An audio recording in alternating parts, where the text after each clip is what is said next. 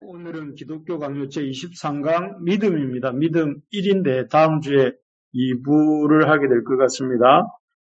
우리 성경 말씀 요한복음 17장 3절과 로마서 10장 17절 말씀 같이 읽도록 하겠습니다. 먼저 요한복음 17장 3절입니다. 영생은 곧 유일하신 참 하나님과 그의 보내신 자 예수 그리스도를 아는 것이니이다. 예, 오늘 이 영생, 우리가 주님이 주시는, 베풀어 주시는 구원은 예수 그리스도를 아는 것이라 이렇게 말을 했습니다. 로마서 10장 17절도 같이 읽겠습니다. 그러므로 믿음은 들음에서 나며 들음은 그리스도의 말씀으로 말미암았느니라 이렇게 되어 있습니다. 우리 이 믿음에 대해서 교회에서 자주 듣는 단어 중에 하나가 믿음이란 단어고, 오늘 기독교 강요 제23강에서도 주제가 믿음입니다. 믿음. 여러분들은 믿음을 어떤 것이다, 믿음이 뭐다 라고 생각하십니까? 사람들이 흔히 교회에서 저 사람 참 믿음이 좋아 이렇게 말을 할 때 그 믿음이 좋다라고 말하는 그 기준이 뭡니까? 저 사람 참 믿음이 좋네 라고 말하는 그 믿음의 기준을 무엇인가 생각을 해보면 이런 것 같습니다. 첫째는 교회 생활을 잘하는 사람. 그래서 참 예배에 잘 안 빠지고 또 헌금도 잘하고 또 교회에 오래 머물면서 또 이것저것 열심히 봉사하는 그런 사람을 믿음이 좋다고 하죠. 그렇죠? 그 반면에 그 반대는 어떻습니까? 예배에 잘 빠지고 또 헌금도 잘 안 하고 봉사도 하지 않는 사람은 보통 사람들이 그 사람 믿음이 이렇게 점점점 생각을 하는 것 같습니다. 물론 교회 생활을 잘하는 사람 중에 믿음이 좋은 사람이 틀림없이 많을 것입니다. 교회 생활을 열심히 하고 예배와 또 헌금 또 봉사에 열심히 하는 사람이 대체적으로 믿음이 좋은 사람일 가능성이 높을 것입니다. 그렇지만 교회 생활을 열심히 하는 정도가 꼭 그 사람의 믿음 수준과 정비례하는 것은 아닙니다. 교회 생활을 열심히 하지만 믿음이 없는 사람이 있을 수도 있고 또 그 반대도 있을 수 있기 때문에 그렇죠. 또 믿음이 좋다 할 때 교회 생활을 잘하는 사람을 우리는 믿음이 좋다 하는데 과연 그게 진짜 믿음인지 우리가 오늘 한번 생각해 봅시다. 두 번째로는 또 믿음을 말할 때 성경에 대한 지식이 많은 사람, 뭔가를 많이 알고 있는 사람. 그래서 어떤 사람을 여러분들이 만났는데 그 사람이 성경을 한 1000번, 아니 10,000번쯤 읽은 사람을 우리가 만났다고 생각해 봅시다. 그 사람을 굉장히 참 이렇게 다시 한번 쳐다보면서 그 사람이 우러러 보이지 않겠습니까? 얼마 전에 어떤 TV 고발 프로그램을 보니까 이단의 교주가 성경을 10만 번을 읽었다고 합니다. 그러니까 아마 그 교주를 사람들이 아주 이렇게 높이 사면서 신격화하고 또 그런 가운데 그 교주에게 아주 이렇게 뭐랄까요, 추종자가 되어서 섬기는 모습들을 보았는데요. 그렇다면 성경을 많이 읽으면 그 사람의 믿음이 좋은 걸까요? 그렇게 치면은 속독법을 구사하는 사람이 제일 믿음이 좋지 않겠습니까? 속독법을 배워서 하루에 한 번씩 성경을 읽는다고 하면 그 사람이 아마 믿음이 가장 좋은 사람이 되지 않겠나 싶습니다. 성경을 많이 읽고 성경에 대한 지식이 정말 많아지면 믿음이 좋아지는 건가? 꼭 그런 것 같지도 않습니다. 그러면 또 어떤 사람을 우리가 믿음이 좋다고 할까요? 기도를 많이 하고 또 체험이 많은 사람을 또 사람들은 믿음이 좋은 사람이다. 그래서 늘 컬컬한 목소리로 다니면서 할렐루야 이렇게 발음하시는 분들이 있는데 그런 분들을 좀 이렇게 낮추어 말하는 건 절대 아닙니다. 그런 사람들에 대해서는 우리는 일단 믿음이 좋다고 생각을 하고 또 그런 분들이 이렇게 목소리도 기도 많이 한 컬컬한 목소리로 또 병을 고치고 방언을 하고 이런 사람들을 믿음 좋은 사람이다 이렇게 생각하는 경향이 있습니다. 그렇지만 마태복음 7장에 보면 어떤 사람이 마지막 날에 예수님 앞에 섰을 때 내가 주의 이름으로 병도 고치고 또 귀신도 쫓아내고 했는데 주님 저를 모르십니까? 이렇게 할 때 내가 도무지 너를 알지 못한다 라고 하면서 그 사람을 내보내지 않습니까? 그렇다면 그런 믿음도 꼭 절대적으로 그런 것이 믿음이 좋은 어떤 징표는 아니다 이렇게 볼 수 있겠죠. 그리고 마지막으로 한 가지 더 생각해 볼 수 있는 믿음은 무조건 순종을 잘하는 사람은 믿음이 좋은 사람이다. 그래서 예를 들면 오늘 제가 이렇게 카톡방에 올렸던 이 문답에 보면 이번 문항에 중세 가톨릭 신학자들은 지식에서 오는 단순한 동의를 믿음과 동일하게 봤다고 해요. 그래서 지식에서 오는 단순한 동의를 믿음과 동일하게 보면서 하나님의 말씀에 대한 지식이 없더라도 단지 교회에 속해 있고 잘 복종하기만 하면 구원에 이른다. 그래서 뭘 많이 몰라도 교회에 대해서 교회가 하는 일에 대해서 잘 순종하고 잘 따라오면 믿음이 좋은 사람이다. 이렇게 말을 합니다. 하지만 그런 중세 스콜라 어떤 신학의 결과로 중세교회는 우리가 잘 아는 것처럼 그런 맹목적이고 미신적인 신앙에 빠져서 이렇게 결국은 교회가 영향력을 잃었던 모습들을 우리가 알지 않습니까? 그래서 이런 것들은 제가 이렇게 믿음이 좋다 하고 물음표를 붙였는데요. 이것은 정말 그런 게 믿음이 좋다, 또 그렇다고 물론 이런 믿음이 안 좋다라기보다는 이게 전적으로 믿음 좋은 증표는 아닐 수 있다 하는 것이죠. 교회 생활을 잘하고 성경에 대한 지식이 많을지라도 또 기도 많이 하면 체험이 많은 사람이라 할지라도 무조건 순종 잘하는 사람이라 할지라도 꼭 그것이 믿음이 아닐 수 있다는 것이죠. 그래서 오늘은 성경이 말하는 믿음은 무엇인가 하는 것을 생각해 보려고 합니다. 여기 기독교 강요 23강 믿음에서 칼빈은 바른 믿음은 어떤 믿음을 바른 믿음이라고 성경은 말하는가 하는데 성경이 말하는 바른 믿음에 대해서 이 오늘 봐왔던 믿음의 근거를 묻는 3번 문항에서 믿음의 우리 기준은 무엇인가? 믿음의 기준에 대해서 칼빈은 성경에 대한 어떤 성경에서 자기가 찾았던 것들을 이렇게 설명하고 있습니다. 믿음은 한마디로 하나님의 말씀에 기초하고 있다. 이렇게 시작합니다. 이 3번문. 그 사람의 믿음이 좋다, 나쁘다 할 때 그 기준이 뭐냐면은 어떤 교회 생활이나 성경 지식이나 아니면 그런 체험이나 이런 것이 아니라 하나님의 말씀에서 믿음이 시작된다 하는 것이죠. 그래서 여기서 이렇게 우리가 앞에서 불렀던 말씀드렸던 4가지 믿음이 좋다라고 말할 때 사람들이 말하는 그런 것들,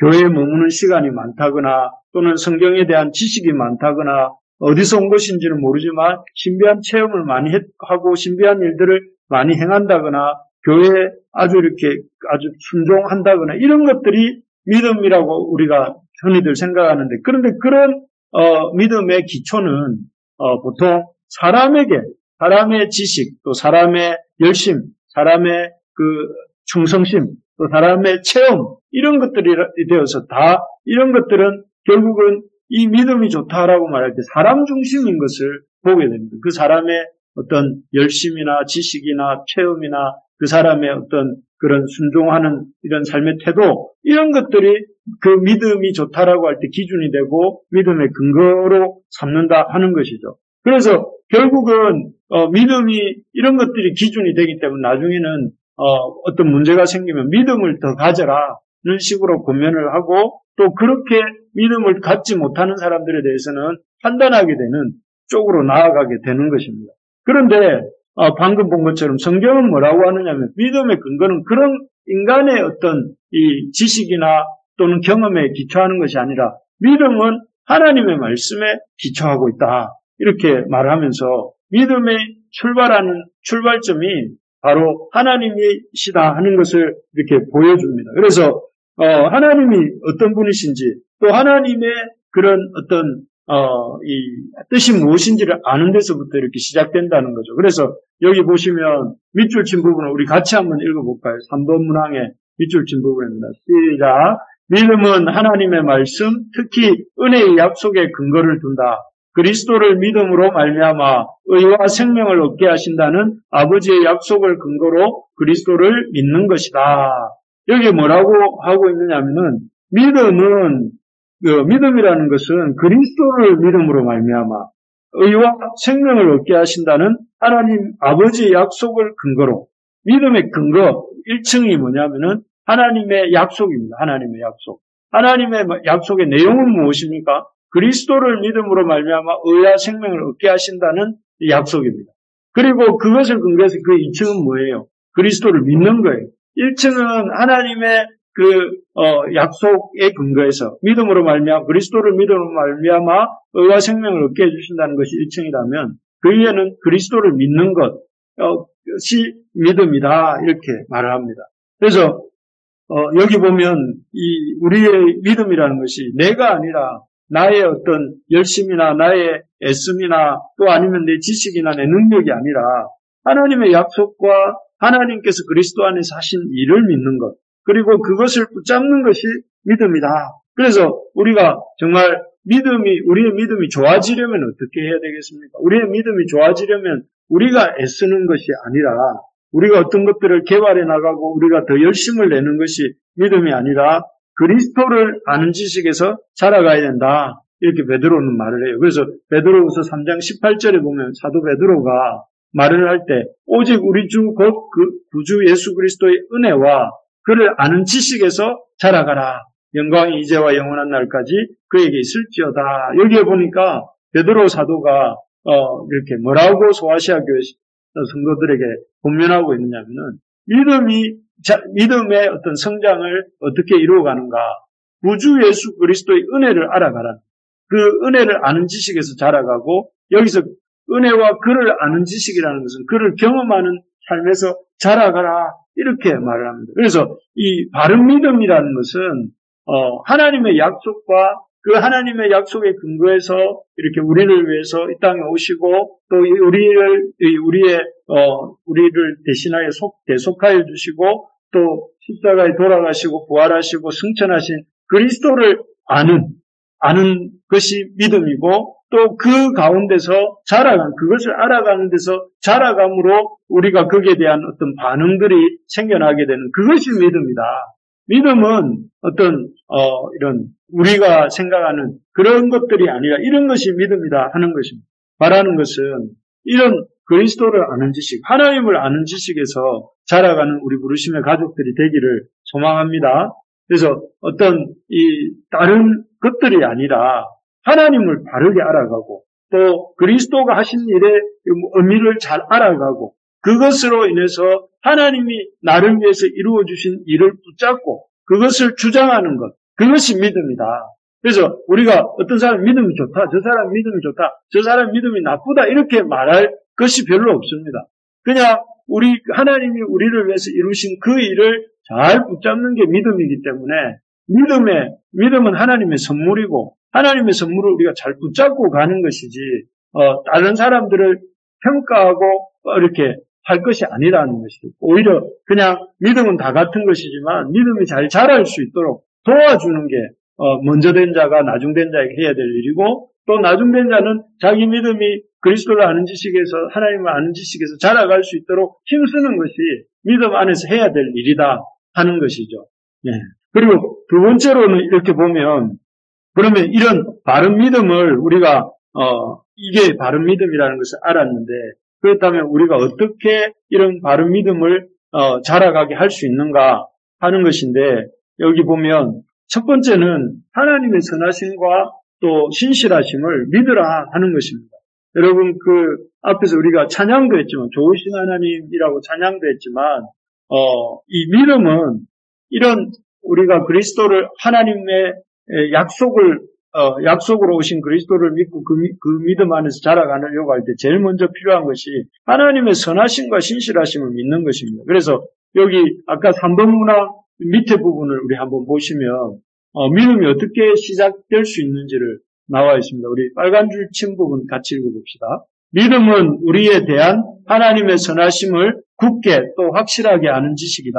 그리고 이 지식은 그리스도 안에서 값없이 주어진 약속의 신실성을 근거로 삼으며 여기 보니까 믿음이 어디서부터 시작이 되느냐면은 우리에 대한 하나님의 선하심을 굳게 또 확실하게 아는 지식이다. 믿음의 기초는 무엇이냐면 우리의 선행이나 우리의 열심이나 우리의 지식이 아니고 뭐라는 거예요? 하나님의 선하심이라는 거예요.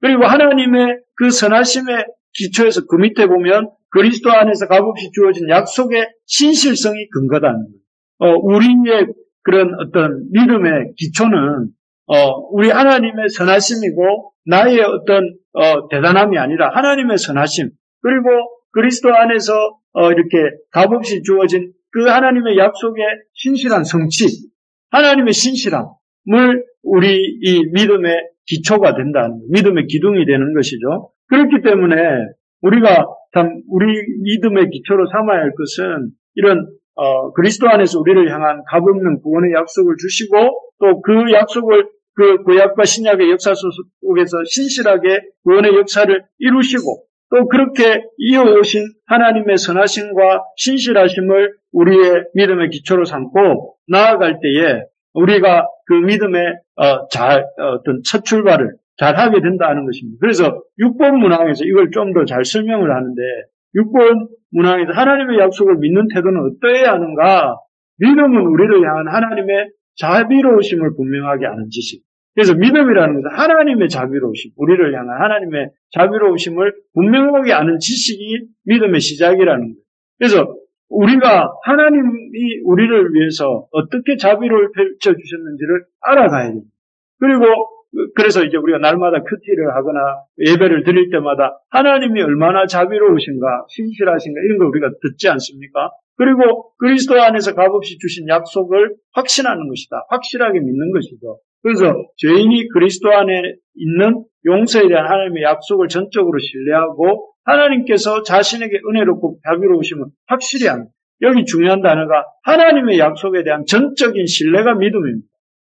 하나님의 약속을 전적으로 신뢰하고 그것을 이렇게 붙드는 것이 바로 믿음이 우리가 바른 믿음의 출발이라는 것이. 하나님은 선하시고 신실하신 분이신데 그 하나님의 선하시고 신실하심을 우리가 확신하고 확실히 믿고 그것을 전적으로 이렇게 신뢰하면서 붙드는 것, 이것이 바로 믿음의 시작이라는 거죠. 그래서 여러분 우리가 하나님 앞에 구해야 될 것은 하나님의 그 성품을 우리가 신뢰하는 자가 되게 해주시고 하나님의 그 약속의 말씀을 신뢰하는 자가 되게 해주시고 또 그 말씀을 잘 붙드는 자가 되게 해달라고 우리가 기도해야 되겠죠. 그리고 그것을 이렇게 우리의 어떤 신뢰의 근거로 삼으면서 살아갈 때에 우리의 믿음이 자라가는 것입니다. 우리의 구원은 우리의 어떤 열심이나 어떤 능력에서 또 우리의 충성됨에서 또는 우리의 신실함에서 나오는 것이 절대 아니고 하나님의 신실하심과 선하심에서 그 하나님이 그 신실하심과 선하심을 성취하신 그리스도 안에서 그 약속의 성취 안에서 나온다 하는 것입니다. 그리고 두 번째로 보면 이런 성경이 말하는 믿음 안에서 우리가 성장하는 사람이 되려면 우리 같이 한번 읽어볼까요? 파란색으로 적혀있는 시작. 성령의 역사를 인정하고 성령님의 인도함을 받으라. 사실 이게 우리가 좀 약한 부분이고 잘 지나치는 부분인데요. 여기 보면 3번 문항, 오늘 내어드린 문항 중에 3번 문항에서 중요한 게 많이 나옵니다. 빨간 밑줄 친 부분을 보면 이 하나님의 그 신실하심과 그리스도 안에서 베풀어 주신 하나님의 선하신 그 약속이 어떻게 우리 가운데 적용이 되는가 하면은 성령을 통하여 믿음이 발생된다. 그리스도 안에서 은혜를 주시겠다는 하나님의 약속을 따라 성령을 통하여 믿음이 생겨난다는 거예요. 그래서 그 밑에 줄에도 보면 성령을 통해 우리의 지성에 계시되고 우리의 마음에 인쳐진다. 그렇지 않습니까? 여러분, 우리가 참 다 하나님을 내가 믿은 것 같지만 그게 내가 믿은 게 아니라 내가 하나님의 말씀을 들을 때에 성령님이 내 속에 믿음이 생기도록 해주신 거예요. 그리고 하나님의 그 말씀을 들을 때에 그 말씀이 깨달아지고 믿어지고 또 이렇게 확신되어지도록 일하시는 분이 누굽니까? 성령님이다. 이렇게 말씀하고 있는 거 아닙니까? 그래서 우리가 언제 믿음이 생기는가? 이렇게 하나님 말씀이 우리 속에 들어와서 그 가운데 성령님이 일하셔서 우리에게 믿음이 생긴다 하는 것입니다. 그렇지 않습니까? 성경에 대한 지식이 기독교를 조목조목 비판할 정도로 많은 사람들이 있습니다. 아주 성경도 박식하고 또 기독교에 대해서 잘 아는 사람들이 참 많습니다. 그런데 그런 사람이 기독교를 이렇게 비판하는데 그 속에서 성령님이 역사하시지 않으니까 아무리 지식이 많아도 그 지식이 역사에서 믿음이 되지 못하는 것은 성령 하나님이 그 속에 일하시지 않기 때문에 그런 것이죠. 그래서 우리에게 믿음이 생기게 하는 것은 성령님이에요. 그래서 날마다 우리도 성령님이 우리 속에서 일하시고 믿음을 달라고 우리가 날마다 새벽마다 또 기도할 때마다 기도하지 않습니까? 또 우리가 누군가를 도우려고 할 때 그 사람을 위해서 성령님이 역사해 달라고 성령님이 그들에게 일하셔서 말씀을 깨닫게 해주시고 믿어지게 해주시고 또 하는 성령 하나님께 나오게 해달라고 우리가 기도해요. 우리는 사실 우리 힘으로 이렇게 우리 자신이나 누구라도 주께로 나가게 할 만한 능력이 없는 자라는 것이죠. 그리고 또 그래서 성령이 우리의 믿음을 생기게 하시고 성령님이 또 여기 보면 그 증거가 뭐냐면 여기 제자들입니다. 제자들은 예수님을 3년이나 따라다녔지만 온전히 깨달은 상태가 아니었었죠. 그래서 그들은 가장 초보적인 진리도 이렇게 어려워했습니다. 그래서 예수님이 십자가 고난에 대해서 말씀하시고 부활에 대해서 말씀하셨지만 잘 깨닫지 못했습니다. 그런데 이 사람들이 언제 이 그리스도의 십자가와 부활과 예수님의 그리스도 되심을 깨닫게 되었는가 하면은 여기 제일 마지막 줄에 보면 부활에 대해 깨달으면서 그리스도의 구주 되심을 확신하게 되었다. 이렇게 돼요.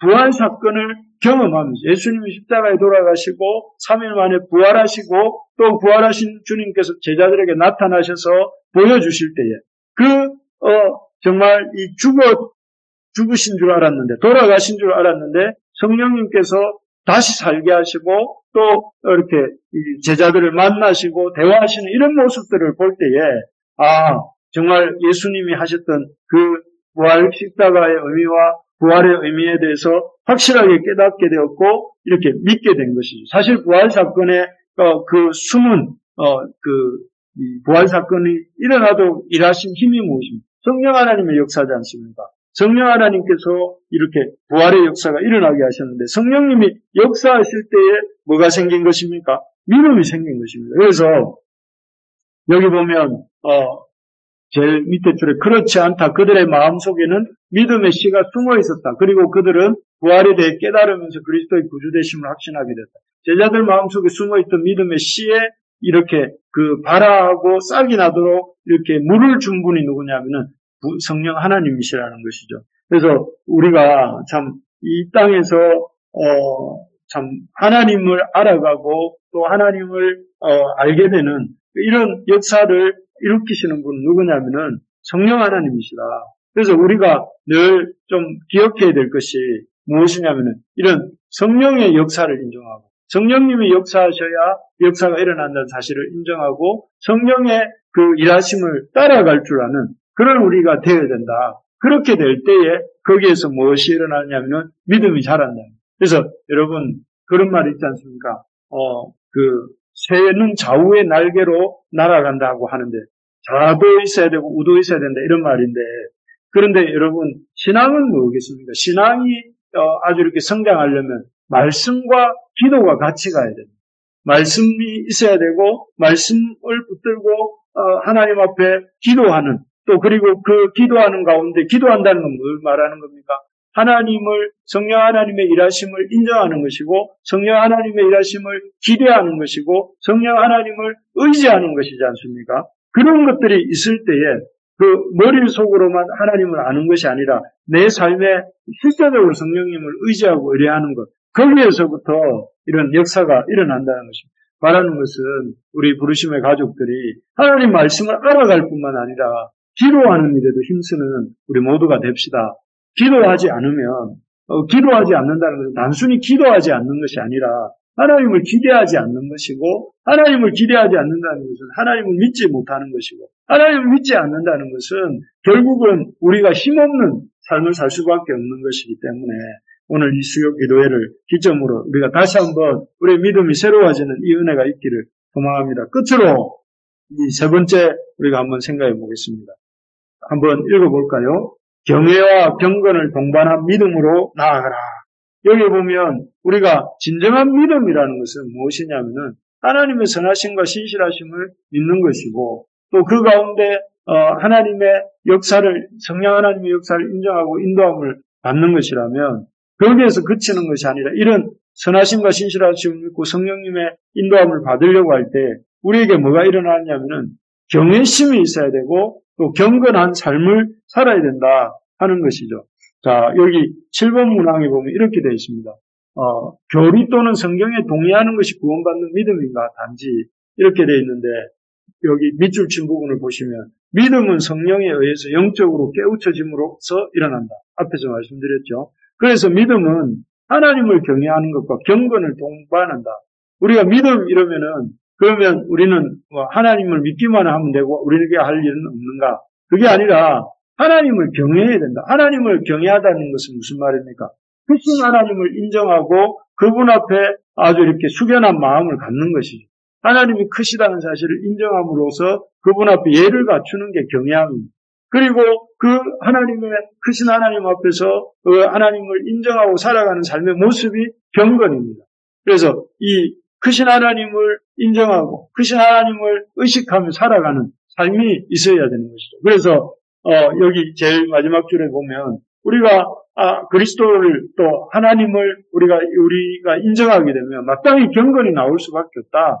그래서 경건을 배제한 채 단지 지식적인 신앙으로 이렇게 사는 것은 잘못이다 이렇게 되어 있습니다. 그래서 중요한 것은 우리의 삶 속에서 이런 하나님을 경외함과 경외함으로 경건한 삶을 사는 모습이 있어야 믿음이 자라간다 하는 것입니다. 사실 요즘은 이 경건이란 말을 참 싫어하는 것 같습니다. 경건.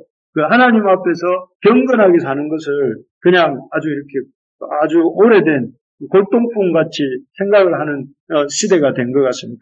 그러면서 사람들이 즐거워하는 것은 자유롭게 사는 것.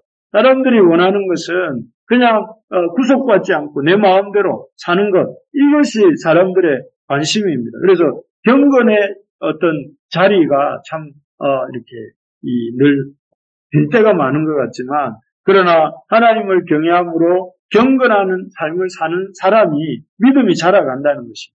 그래서 이 하나님을 경외함으로 경건한 시간을 갖는 게 뭡니까? 우리가 개인 예배의 시간 또 개인 기도의 시간이 그런 경외의 시간이죠. 하나님을 경외한 크신 하나님을 인정하고 그 하나님 앞에 머무는 시간 아니겠습니까? 그리고 개인 기도의 시간이 무엇입니까?